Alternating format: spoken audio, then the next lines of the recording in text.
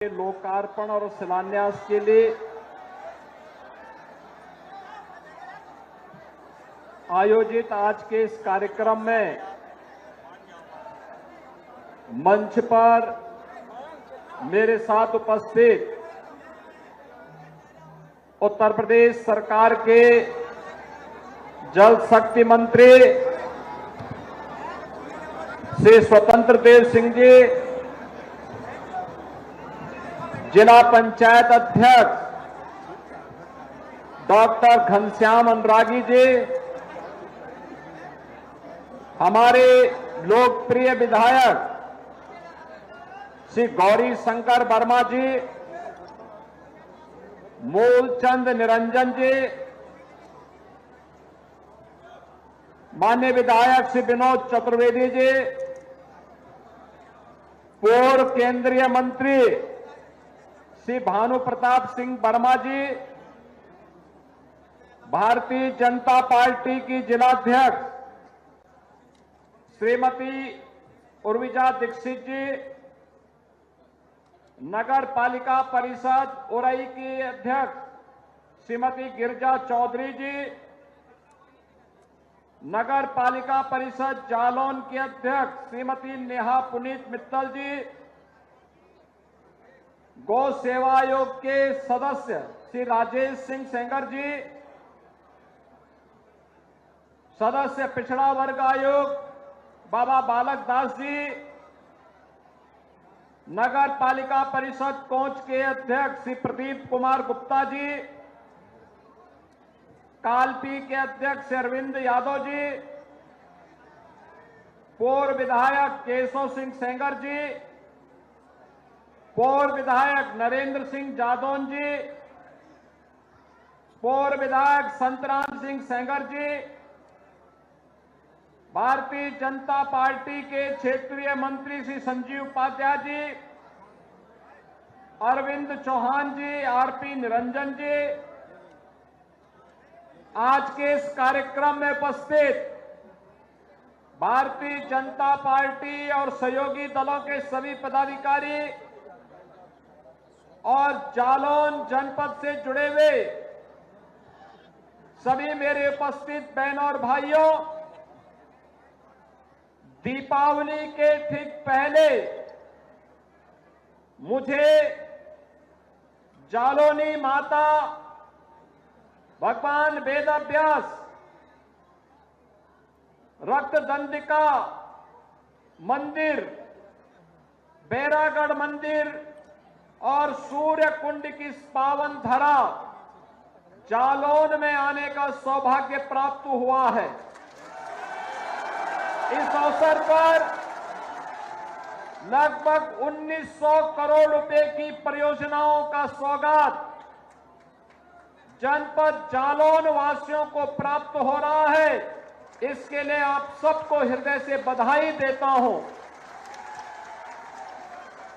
बहनों और भाइयों, जालौन ऋषि जलवान की पावन साधना स्थली, भगवान वेदव्यास की पावन स्थली के साथ ही जहां इसका पौराणिक महत्व है, वहीं ऐतिहासिक कालखंड में भी कालपी ने फिरंगियों के दांतों को खट्टा करने में यहां के स्वाधीनता संग्राम सेनानियों ने महत्वपूर्ण भूमिका का निर्वहन किया। कालपी आज भी उसका एक जीवंत उदाहरण हम सबके सामने है। और ऐसी पावन धरा पर दीपावली के ठीक पहले आने का सौभाग्य प्राप्त हो तो ये तो सोने में सुहागा है, और उसी सोने में सुहागा का आनंद लेने के लिए कालपी के हमारे हस्तशिल्पियों के द्वारा हैंडमेड कागज इस जनपद को एक नई पहचान दिलाती है। और हमने वन डिस्ट्रिक्ट वन प्रोडक्ट के माध्यम से उसे एक अलग पहचान देने का काम किया है। और आज इसीलिए जब मुझे इस जनपद में आने का सौभाग्य प्राप्त हुआ तो मैंने बाहर लगी हुई प्रदर्शनी के माध्यम से उन सबको देखने का प्रयास भी किया। जालौन की एक और विशेषता है, अन्य जनपदों को यह सौभाग्य नहीं प्राप्त होता है। 5-5 नदियां एक साथ यहां पर प्राप्त मिलती हैं। यमुना, चंबल, सिंध, पहुंच और क्वारी, ये 5 नदियां पंचनदा के रूप में यहां के आध्यात्मिक और धार्मिक महत्व के साथ साथ यहां की ऐतिहासिक पृष्ठभूमि को भी हम सबका ध्यान आकर्षित करती है, बहनों और भाइयों। और इसीलिए हमारी सरकार ने तय किया है, अगर बुंदेलखंड एक्सप्रेस आपके जालौन जनपद के बीच से निकली है तो पंचनदा का प्रोजेक्ट भी बना करके जालौन जनपद की भूमि को लहलहाते हुए खेतों को एक बार फिर से सबसे उर्वरा भूमि के रूप में बदलने का काम हम करेंगे। मैं धन्यवाद दूंगा आपको कि लगातार सम विषम परिस्थितियों में सामना करते हुए भी आप लोगों ने विकास को प्राथमिकता दी और विकास की सोच रखने वाले जनप्रतिनिधियों के साथ खड़े होकर के उन्हें विजयी बनाने में अपना योगदान किया। आज उन्हीं जनप्रतिनिधियों के परिश्रम का कारण है कि 1800-1900 करोड़ रुपए की परियोजनाएं आज जनपद जालौन को उपहार के रूप में प्राप्त हो रही है। बहनों और भाइयों, जब अच्छी सरकार आती है तो अच्छी सरकार विकास भी लेकर के आती है, रोजगार भी लेके आती है, सुरक्षा भी प्रदान करती है, हर एक तबके के लिए स्वावलंबन का मार्ग भी प्रशस्त करती है। लेकिन जब सरकार बुरी होती है तो सरकार ऐसे ही समस्या खड़ी कर देती है जैसे 2017 के पहले पहचान का संकट प्रदेशवासियों के सामने आया था। अनुमान करिए 17 के पहले क्या होता था। 2017 के पहले चाचा भतीजे की जोड़ी वसूली के लिए निकल पड़ती थी।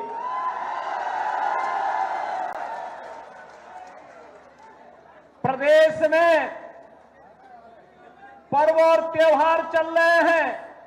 आपने देखा होगा कुछ लोगों को गलतफहमी हो जाती है और गलतफहमी के रूप में उनको ये लगा कि जैसे सपा की सरकार के समय उनके द्वारा उत्सव के पहले और किसी भी पर्व और त्योहार के पहले दंगा कर दिया जाता था, हिंदुओं के पर्व और उत्सव में पानी फेरने का काम होता था। यही कार्य डबल इंजन सरकार में करेंगे, लेकिन वे भूल गए सरकार बदल चुकी है। भाजपा की डबल इंजन की सरकार है। ये सरकार दंगाइयों के सामने नाक नहीं रगड़ती बल्कि दंगाइयों को नाक रगड़वा करके पर्व और त्योहार के उत्साह को सुरक्षा और सम्मान के साथ आगे बढ़ाने का काम करती है।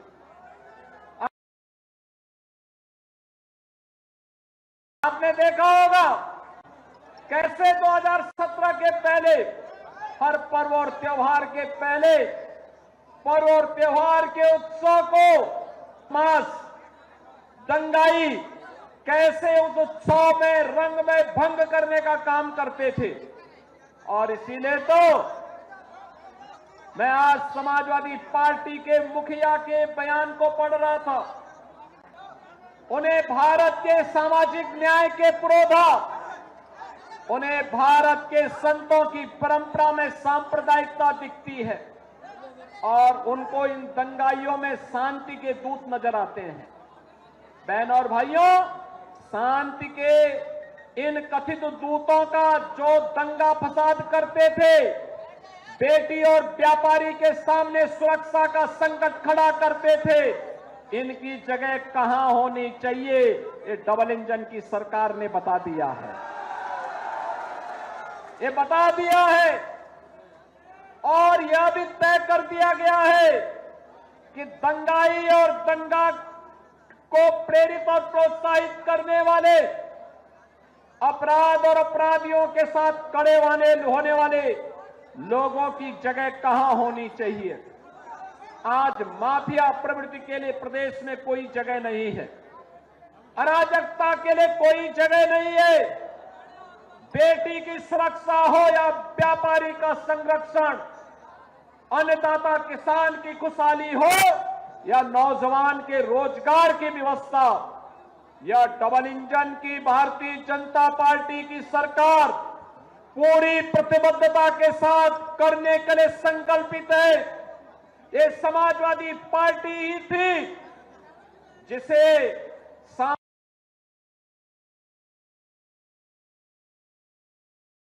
सामाजिक न्याय के पुरोधाओं के स्मारक अच्छे नहीं लगते थे, उनको तोड़ने की बात करती थी समाजवादी पार्टी। ये वही समाजवादी पार्टी है जिस समाजवादी पार्टी ने सत्ता में आते ही सामाजिक न्याय से जुड़े हुए, दलित उत्थान के साथ जुड़े हुए महापुरुषों के नाम पर बने हुए स्मारकों को समाप्त करने की घोषणा कर दी थी। ये वही समाजवादी पार्टी है बहन और भाइयों जिसने 2012 में सत्ता में आते ही पूरे प्रदेश के अंदर एक जनपद एक माफिया पैदा करके उस जनपद में अराजकता फैलाना प्रारंभ कर दिया था। ये वही समाजवादी पार्टी है जो समाजवादी पार्टी नौजवानों के रोजगार पर डकैती डालती थी, बेटी की सुरक्षा पर सेंध लगाने का काम करती थी। और उस समय किस प्रकार के नारे इनके द्वारा लगाए जाते थे, उस समय इनके नेता कहते थे कि लड़के हैं गलती कर देते हैं, ये समाजवादी पार्टी के लोग कहते थे। लेकिन बहनों और भाइयों, आज भारतीय जनता पार्टी की डबल इंजन की सरकार है, अपराध और अपराधियों के लिए जीरो टॉलरेंस की नीति के तहत कार्य कर रही है। अगर बेटी की सुरक्षा में सेंध लगाया तो मान करके चलिए कि अगले चौराहे पर यमराज उसका इंतजार कर रहा होगा। अगर किसी गरीब की जमीन पर कब्जा करने का दुस्साहस किया तो ये मान करके चलिए कि अगले चौराहे पर कोई दूसरा ही यमराज का दूत उसका इंतजार भी कर रहा होगा। अगर अराजकता फैलाने का कुत्सित प्रयास किया, पर्व और त्योहारों के बीच में रंग में भंग डालने का काम किया, तो फिर मान करके चलिए कि उसको फिर शांति और सौहार्द अच्छा नहीं लगता है। ऐसे लोगों से सख्ती से निपटने के लिए ही पुलिस की जीरो टॉलरेंस की नीति वर्तमान में कार्य कर रही है। और इसीलिए बहनों और भाइयों, आज विकास के पैमाने पर उत्तर प्रदेश एक नए प्रतिमान को स्थापित करता हुआ दिखाई दे रहा है। ये वही उत्तर प्रदेश है जिस उत्तर प्रदेश में 17 के पहले पहचान का संकट था। नौजवान उत्तर प्रदेश का कहीं बाहर जाता था, उत्तर प्रदेश का नागरिक प्रदेश के बाहर जाता था, लोग पूछते थे कहां से है, या तो अगर उत्तर प्रदेश का नाम बता दिया, जालौन का नाम, इटावा का नाम, औरैया का नाम, झांसी या बुंदेलखंड के किसी जनपद का नाम बता दिया, तो बहनों और भाइयों, सामने वाला व्यक्ति फिर सीधी मुंह बात नहीं करता था। कोई नौजवान रोजगार के लिए कहीं बाहर गया है, उत्तर प्रदेश का नाम बोलता था तो उसके सामने संकट खड़ा हो जाता था। लेकिन बहनों और भाइयों, 17 के बाद आज जब कोई भी व्यक्ति उत्तर प्रदेश से बाहर जाता है, उत्तर प्रदेश का कोई नौजवान हो, उत्तर प्रदेश का कोई व्यापारी हो, उत्तर प्रदेश का कोई नागरिक जब उत्तर प्रदेश के बाहर जाता है और बताता है कि मैं उत्तर प्रदेश से हूं, तो सामने वाले के चेहरे पर खुशी छाती है और वह इस बात के लिए भी खुश होता है कि उत्तर प्रदेश जिन लोगों ने बीमारू बनाया था, उनकी बीमार मानसिकता उत्तर प्रदेश को बीमार बना रही थी। डबल इंजन की भारतीय जनता पार्टी की सरकार ने उत्तर प्रदेश को बीमारू राज्य से उभार करके एक विकसित राज्य के रूप में स्थापित कर दिया है। अब उत्तर प्रदेश भारत की अर्थव्यवस्था का ग्रोथ इंजन बन करके उभरा है। अब उत्तर प्रदेश में नौजवानों को रोजगार यही मिलता है। सरकारी नौकरी आती है तो सरकारी नौकरी पर नौजवान का अधिकार होता है। उत्तर प्रदेश के अन्नदाता किसानों को हर प्रकार की सुविधाएं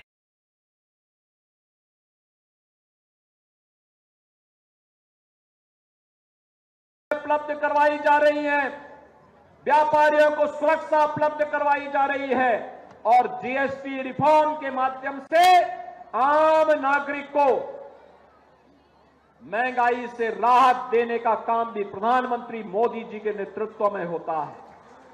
बहनों और भाइयों, यही है डबल इंजन सरकार का लाभ। हर तबके के लिए बिना भेदभाव के शासन की योजनाओं ने पहुंचाने का काम किया जा रहा है। 2017 के पहले यह सोच उत्तर प्रदेश में जो सरकारें थी उनके पास नहीं थी।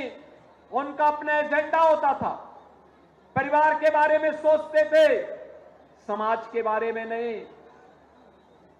प्रदेश को लूटते थे, संसाधनों पर डकैती डालते थे, पर्व और त्योहारों के पहले अराजकता फैलाते थे, विकास के नाम पर आने वाले पैसे को बंदर बांट करते थे। उनके पास इतना समय नहीं था कि जिले जिले में जाकर के विकास की योजनाओं की टो ले सकें, गरीब को उसका हक दे सके, गरीब के सिर को ढकने के लिए छत दे सके, किसी बेटी की शादी के लिए सामूहिक विवाह जैसी स्कीम को ला सके, किसी नौजवान के रोजगार के लिए नौकरी उपलब्ध करवा सके, कोई उद्योग दे सके। सपा की सरकार में तो जो उद्योग थे वो पहले से ही बंद हो रहे थे, दंगाई अलग थे। और समाजवादी पार्टी के बारे में जिस समाजवादी आंदोलन को कभी डॉक्टर लोहिया ने, आचार्य नरेंद्र देव ने, जनेश्वर मिश्र जैसे समाजवादी चिंतकों ने, मोहन सिंह जैसे समाजवादी चिंतकों ने एक ऊंचाई दी थी, आज वो समाजवादी पार्टी गुंडे और अपराधियों का एक जमावड़ा मात्र बन करके रह गया है। आज आप देखते होंगे पूरे प्रदेश के अंदर और पूरे देश के अंदर लोगों के मन में एक धारणा है, दो प्रकार की धारणा है जो 2017 के पहले भी लोग बोलते थे। लगातार इसके बारे में लोगों के मन में होता था कि देख सपाई बिटिया घबराई, देख सपाई बिटिया घबराई। ये बात उस समय भी चलती थी और लोग ये भी कहते थे जिस गाड़ी में सपा का झंडा देखो होगा कोई सपा का गुंडा। लोग इस बारे में उस समय भी इस बारे में कहते थे, 17 के पहले भी ये बातें चलती थी। यानी गुंडे और अपराधियों का, पेशेवर माफियाओं का जमावड़ा जो नोच रहे थे, लूट रहे थे। गरीब को राशन नहीं मिलता था, गरीब को मकान नहीं मिलता था, गरीब को शौचालय नहीं मिल रहा था, गरीब को उज्ज्वला योजना का कनेक्शन नहीं मिल रहा था, नौजवान को रोजगार नहीं मिल रहा था, गांव की सड़कें खराब थी, विकास की योजनाएं ठप पड़ी हुई थी, बाढ़ आती थी, राहत का कार्य नहीं हो पाता था। लेकिन बहनों और भाइयों, आपने डबल इंजन की भाजपा की सरकार को समर्थन किया, परिणाम है उत्तर प्रदेश में 60 लाख गरीबों के मकान बन गए, 2 करोड़ 61 लाख गरीबों के घर में शौचालय बन गए, 1,86,00,000 गरीबों को उज्ज्वला योजना का कनेक्शन मिल गया। 1,56,000 गरीब 1,56,00,000 गरीबों के घर में बिजली के फ्री के कनेक्शन उपलब्ध हो गए। 8.5 लाख गरीबों को, नौजवानों को नौकरी मिल गई। और यही नहीं, प्रदेश के अंदर सूक्ष्म लघु और मध्यम उद्यम में 2 करोड़ से अधिक नौजवानों को सीधे सीधे रोजगार प्राप्त हुआ। तो बड़े निवेश के माध्यम से भी 60 लाख नौजवानों को नौकरी और रोजगार की गारंटी मिली है। और आज इसीलिए आज मैं आप जालौन में आपके पास आया हूं आपसे कहने के लिए कि बहन और भाइयों, ये डबल इंजन की सरकार बिना भेदभाव के विकास की इन योजनाओं को आप तक पहुंचाने के लिए आपके पास आई है, आप तक आई है। समाज की जागरूकता विकास लेकर के आती है, सुरक्षा का बेहतर माहौल बनाती है। अगर समाज जागरूक है, कोई गुंडा किसी गरीब की जमीन पर कब्जा नहीं कर सकता। अगर समाज जागरूक है, किसी बेटी की सुरक्षा पे कोई सेंध नहीं लगा सकता। अगर कहीं पे कोई समाज जागरूक है, विकास से उसे कोई वंचित नहीं कर सकता। और मुझे लगता है उसी समाज को जागरूक करने के लिए आज मैं आपके पास आया हूं आपसे कहने के लिए, आप अपनी चीजों को लेकर के स्थानीय जनप्रतिनिधियों के पास जाइए, प्रशासन के पास जाइए। और अगर वहां पर भी प्रॉपर सुनवाई नहीं हो रही है, प्रभारी मंत्री के पास अपनी एप्लीकेशन भेजिए। अगर तब भी दिक्कत आ रही है तो IGRS और CM हेल्पलाइन के माध्यम से हमें अवगत कराइए। और बहनों और भाइयों,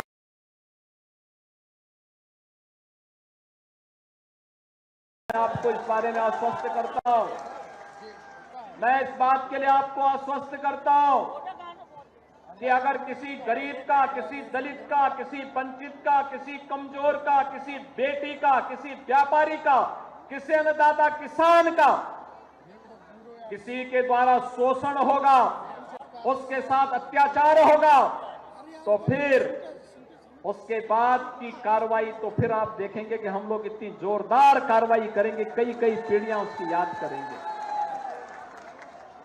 और इसलिए बहनों और भाइयों, आप सबका मैं आह्वान करने के लिए आया हूं।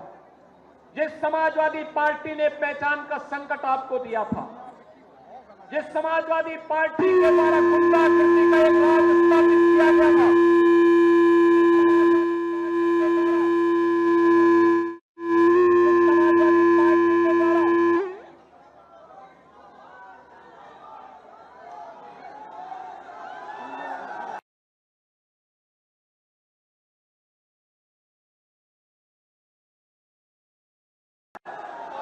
जिस समाजवादी पार्टी के द्वारा पूरे प्रदेश में अराजकता का माहौल पैदा करने का प्रयास हुआ था, बहनों और भाइयों, उसकी गुंडागिर्दी की हरकतों से आप सावधान होइए। आज इनके पास कोई मुद्दा नहीं बचा है, अब केवल एक मुद्दा इनके पास बचा है। और जिसको ये पहले भी करते थे, वो करते थे जातीय संघर्षों की स्थिति पैदा करना, आपस में लड़ाने की कुछ चेष्टा करना। इनकी इस मंशा को सफल मत होने दीजिए। मैं बार बार कहता हूं कि बटेंगे तो एक रहेंगे तो फिर हमें जातिवादी मानसिकता के लोगों के चक्कर में नहीं पड़ना है। अन्यायी अत्याचारी के खिलाफ डट करके लड़ने के लिए तैयार होना है। सरकार आपके साथ खड़ी है। विकास के लिए कोई योजना आती है, विकास का पैसा 100% विकास के कार्य में खर्च हो, यह हम सब का एक संकल्प होना चाहिए। और यही स्वसंकल्प है जो हमें विकसित भारत की ओर लेकर के जाएगा। बहनों और भाइयों, विकसित भारत के प्रधानमंत्री मोदी जी के संकल्प को आगे बढ़ाने के लिए हमारी सरकार ने विकसित उत्तर प्रदेश के एक संकल्प को आगे बढ़ाया है। विकसित उत्तर प्रदेश का मतलब उत्तर प्रदेश विकसित होगा तब जब जालौन विकसित होगा। आप जालौन को विकसित देखना चाहते हैं ना? सब लोग विकसित जालौन देखना चाहते हैं। तो विकसित जालौन के लिए आत्मनिर्भर ग्राम पंचायत, आत्मनिर्भर क्षेत्र पंचायत, आत्मनिर्भर जिला पंचायत, आत्मनिर्भर वार्ड और आत्मनिर्भर नगर निकाय भी होना चाहिए। ये भी विकसित होने चाहिए। इसके लिए मैंने पंचायत के, क्षेत्र पंचायत के, जिला पंचायत के, नगर निकायों के सभी जनप्रतिनिधियों के साथ स्वयं भी संवाद किया। उत्तर प्रदेश विधानसभा में लगातार 28 घंटे तक चर्चा चली और इसके लिए हमने समर्थ पोर्टल पर विकसित उत्तर प्रदेश के लिए उत्तर प्रदेश के नागरिकों से, युवाओं से, अन्नदाता किसानों से, प्रबुद्धजनों से, व्यापारियों से, उद्यमियों से, महिलाओं से, सबसे सुझाव मांगे हैं। आप भी सुझाव देकर के विजन डॉक्यूमेंट उत्तर प्रदेश 2047 के लिए उसमें सहभागी बन सकते हैं। आप QR कोड स्कैन करते हुए अपने सुझाव दे सकते हैं। आपका सुझाव विजन डॉक्यूमेंट यूपी 2047 का पार्ट बनेगा, उसका हिस्सा बनेगा और उसके लिए आप सबसे मैं आह्वान करूंगा, विकसित उत्तर प्रदेश के लिए विकसित जालौन होना चाहिए। विकसित जालौन के लिए विकसित कालपी होना चाहिए, विकसित कोच होना चाहिए, विकसित उरई होना चाहिए और इसके लिए हम सब भी सहभागी बने। आज बहनों और भाइयों, जो 1800 करोड़ रुपए की परियोजनाएं आपके यहां दी जा रही हैं, इसमें पेयजल की है, सड़क की है, स्वास्थ्य की है, शिक्षा की है, गोवंश से जुड़ी हुई है, सिंचाई से जुड़ी हुई है और विकास से जुड़े हुए वे तमाम कार्यक्रम हैं जो आने वाली पीढ़ी के लिए एक नए जीवन का उदय होगा। और दीपावली के पहले इस प्रकार के कार्यक्रम दीपावली के उत्साह को और भी उत्साह और उमंग के साथ भरने में सहायक होंगे। आज के इस अवसर पर एक बार फिर से दीपावली की मंगलमय शुभकामनाएं आप सबके प्रति देते हुए मैं आप सब इस धरा को एक बार नमन करता हूं। आप सबके प्रति अपनी मंगलमय शुभकामनाएं व्यक्त करते हुए वाणी को देता हूं विराम। मेरे साथ बोलेंगे जय श्री राम, जय जय श्री राम। बहुत बहुत धन्यवाद माननीय आपके प्रेरणा दल ओजपूर्ण उद्बोधन के लिए। आपकी उपस्थिति हम सब में एक नई ऊर्जा बनाती है और आपके आह्वान पर हम सब संकल्प लेते हैं विकसित जालौन के निर्माण का। आपका बहुत बहुत धन्यवाद।